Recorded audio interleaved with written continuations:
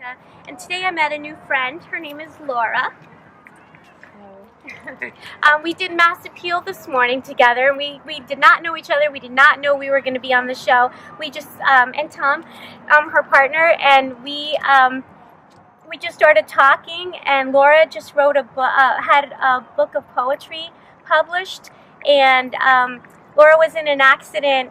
I'll let you tell it. Okay. Yeah, we're here to support Vicky, and the playground is a concept that's very dear to Laura. She hasn't taken a step since 1989, and she'd like to participate in the playground. As she says, not for people with disabilities, but for people with different abilities. Laura was the victim of an assault, a senseless assault, in 1989 in Boston, and that's why she's in a wheelchair. She's quadriplegic, legally blind, and with a head injury, which affects her short-term memory. Vicky was kind enough to ask us to come here, and we were more than glad to support her cause and pay it forward.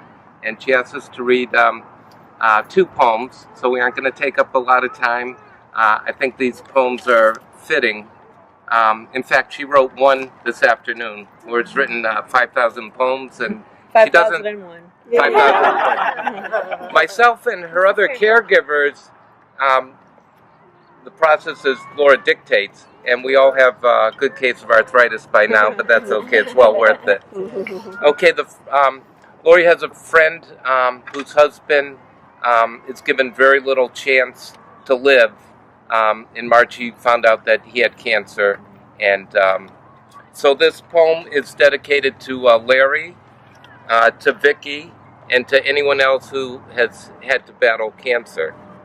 And it's called A Message to Cancer.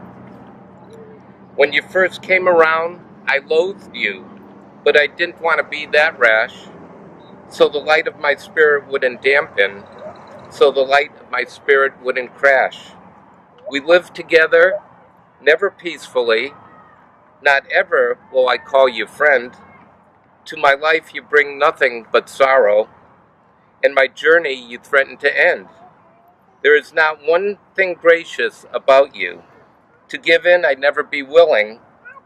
So quickly you've crept into my life, a dark and most ominous villain. My aspiration in life, to abolish you. All the despair and anguish you give, but with the power of God and His love, He grants me the grace to live. Dear sweet Lord in heaven, I'm so grateful for all that you do. I hold up my candle in tribute for the elegance that can only be you. And the second and last poem Lori wrote this afternoon, it's called The Playground. A dream come true for all those challenged to soar. Once the stars unable to reach, now in all hands brilliantly shining. A tear rolling down the face of a child, now a joyful smile. Once the air mute with laughter, now every child singing a bird's most joyful song. Once the walls of force dark and unyielding, now the concrete has crumbled.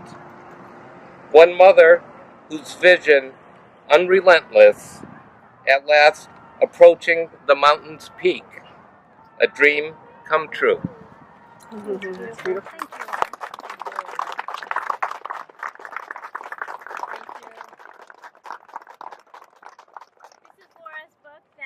I sat down and looked through, and it can get it on Amazon, you can get it at Barnes & Noble, and there's really, really some beautiful poetry in here.